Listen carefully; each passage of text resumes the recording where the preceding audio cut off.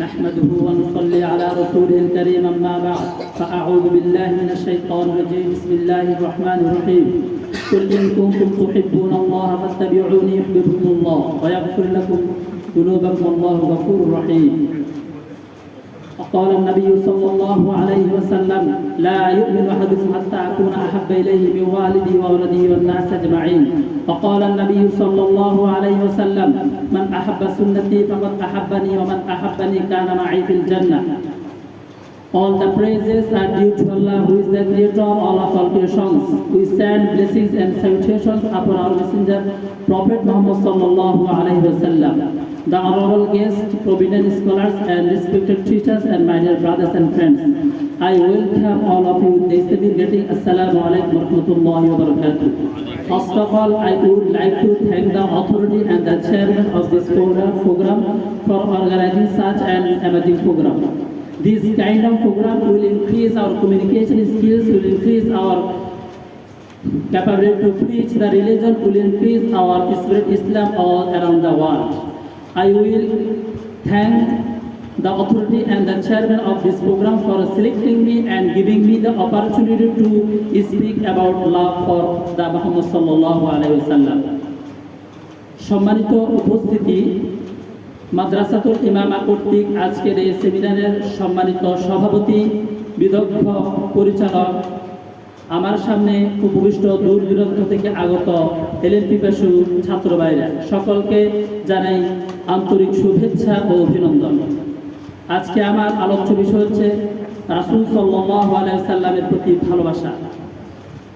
আমি আমার আলোচনাকে তিন ভাগে বিভক্ত করেছি। প্রথমে রাসূল সাল্লাল্লাহু আলাইহি সাল্লামের প্রতি ভালোবাসা যে ঈমানের অংশ, এটা নিয়ে আলোচনা করব। দ্বিতীয়ত রাসূল সাল্লাল্লাহু আলাইহি সাল্লামের ভালোবাসার ফজিলত। তিন নম্বর হচ্ছে কি কি কাজ করলে আমরা যে রাসূল সাল্লাল্লাহু আলাইহি সাল্লামকে ভালোবাসি সেটার বহিঃপ্রকাশ হবে, যে আমরা যারা দাবি করি যে আমরা রাসূল সাল্লাল্লাহু আলাইহি সাল্লামকে ভালোবাসি সেটার প্রমাণ হবে কি কি কাজ করলে। রব্বুল আলামিন পবিত্র কোরআনে বলে কুল ইন কুনতুম তুহিব্বুনাল্লাহা ফাত্তাবিউনি ইউহিব্বুকুমুল্লাহ ওয়া ইয়াগফির লাকুম যুনুবাকুম আল্লাহু গফুরুর রহিম। হযরত মুহাম্মদ সাল্লাল্লাহু আলাইহি ওয়াসাল্লাম হাদিসে বলেন লা ইউমিনু আহাদুকুম হাত্তা আহাব্বা ইলাইহি মিন ওয়ালিদিহি ওয়া ওয়ালিদিহি ওয়ান নাস আজমাইন। তোমাদের মধ্য থেকে কেউ ততক্ষণ পর্যন্ত প্রকৃত মুমিন হতে পারবে না যতক্ষণ না পর্যন্ত সে তার পিতামাতা, সন্তান, সন্ততি এবং সমগ্র মানব জাতির চেয়েও আমাকে বেশি ভালো না বাসবে। অর্থাৎ এই হাদিসে আল্লাহ রাসূল সাল্লাল্লাহু আলাইহি ওয়াসাল্লাম বলেছেন যে আমাদের পিতামাতা, সন্তান, সন্ততি, আত্মীয় স্বজন এবং সমস্ত বন্ধু বান্ধব, সমস্ত মানব জাতির চেয়েও রাসূলের প্রতি আমাদের ভালোবাসাটা অধিক থাকতে হবে।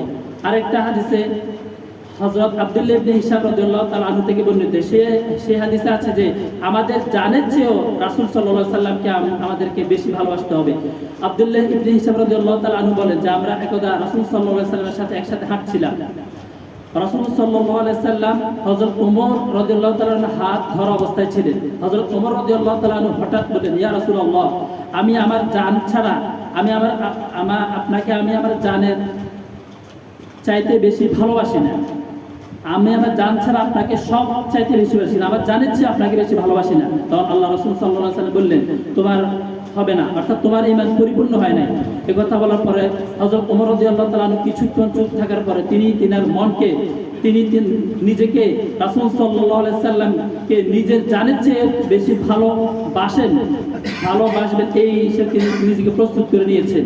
তখন হযরত মুহাম্মদ সাল্লাল্লাহু আলাইহি সাল্লাম বলেন, আল আন ইয়া ওমর, অর্থাৎ হে ওমর, এখন তোমার ঈমান পরিপূর্ণ হয়েছে।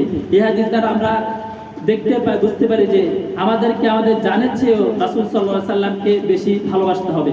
এখন রাসূল সাল্লাল্লাহু আলাইহি সাল্লামকে যদি আমরা ভালোবাসি তাহলে আমাদের উপকারিতা কি? রাসূলুল্লাহ সাল্লাল্লাহু আলাইহি সাল্লাম হাদিসে বলেন, মান আহাব্বা সুন্নতি ফাকাদ আহাব্বানি ওয়া মান আহাব্বানি কানা মাই ফিল জান্নাহ।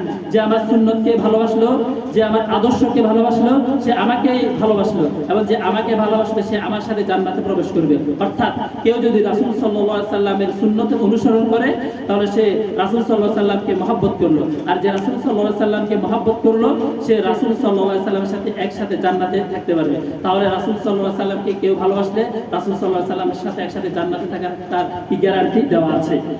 এখন এখানে একটা বিষয় হচ্ছে, কেউ যদি দাবি করে যে আমি রাসূল সাল্লাল্লাহু আলাইহি সাল্লামকে ভালোবাসি, কিন্তু তার চাল চলনে চরিত্রে তার কোনো কিছুই রাসূল সাল্লাল্লাহু আলাইহি সাল্লামের কোনো সুন্নতের প্রতিফলন না ঘটে, তাহলে কি এটা তার এই দাবিটা কি সঠিক না? আমরা হাদিস থেকে দেখতে পাই, যদি মুখের দাবি, মুখের কোনো কথা কি হয় না, সত্য হবে যতক্ষণ না পর্যন্ত সেটা কাজে পরিণত না হয়। ঈমান শুধু মুখে বললে হবে না, এটা কাজেও পরিণত করতে হবে। এমনি ভাবে কেউ যদি কাউকে ভালোবাসে, সেটা তার কাজেও পরিণত হয়। আমরা দেখতে পাই, যদি কেউ যার যে প্রিয় খেলোয়াড় আছে, যারা আর্জেন্টিনা সাপোর্ট করে, তারা মেসিকে ভালোবাসে, তখন তার চুলের কাটিং, তার আচার ব্যবহার সবকিছু সে কি করে ওইরকম মেসির মতো করে রাখে।